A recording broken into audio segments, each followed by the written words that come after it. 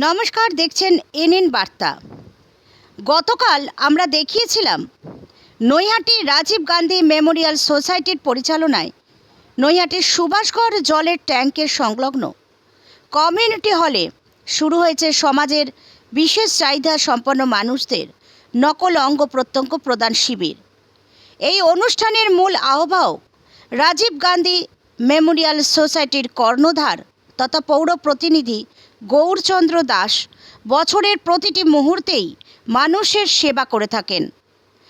আজকের এই অনুষ্ঠানে উপস্থিত হয়েছিলেন নৈহাটির বিধায়ক সনদ দে, বীজপুর বিধায়ক সুবোধ অধিকারী, নৈহাটির পৌরপ্রধান অশোক চ্যাটার্জি সহ একাধিক গণ্যমান্য ব্যক্তিত্ববর্গেরা।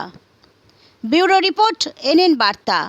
আমি কথাবার্তা বক্তব্য আমাদের আগামী দিনে পঞ্চায়েত পাঠেও গৌরচন্দ্র দাস মহাশয়কে আমি আন্তরিক অভিনন্দন জানাই। তিনি চতুর্থ এবার সারা বাংলা বক্তব্য রাখবেন বিশেষ সম্পন্ন ব্যক্তি মানুষদের নৈহাটি বিধানসভার বিধায়ক বিভিন্ন অঙ্গ প্রত্যঙ্গ থেকে আর্টিফিশিয়াল প্রত্যঙ্গ থেকে ট্রাইসাইকেল, বিশিষ্ট সমাজসেবক বলা যায়, সাইকেল থেকে শুরু করে বিভিন্ন গানের সেবামূলক কাজের মাধ্যমে পরিষেবা দিয়ে আসছে। আমরা তাকে দেখতে পাই। সোসাইটি আমাদের সম্মানীয় সনদ দে মহাশয় তাকে বক্তব্য রাখবার জন্য যারা বিচার করে এই ধরনের ম্যাজিস্ট্রেটকে দিয়ে এগুলো করা হবে। আজকে তার কাজ শুরু হয়েছে। আমার নৈহাটি বিধানসভাতেও দুপুর 2টার সময় ম্যাজিস্ট্রেট সাহেব আসবেন।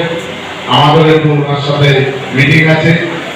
আমি তাই সকলকে বলবো মমতা বন্দ্যোপাধ্যায়ের সাথে থাকুন শুধু নিজেদের জন্য, কারণ একমাত্র মমতা বন্দ্যোপাধ্যায় পারে বাংলার মানুষকে সবসময় কিভাবে বাঁচিয়ে রাখতে হবে, কিভাবে নতুন দিশা দেখাতে পারে, সেটা একমাত্র মমতা বন্দ্যোপাধ্যায় পারে।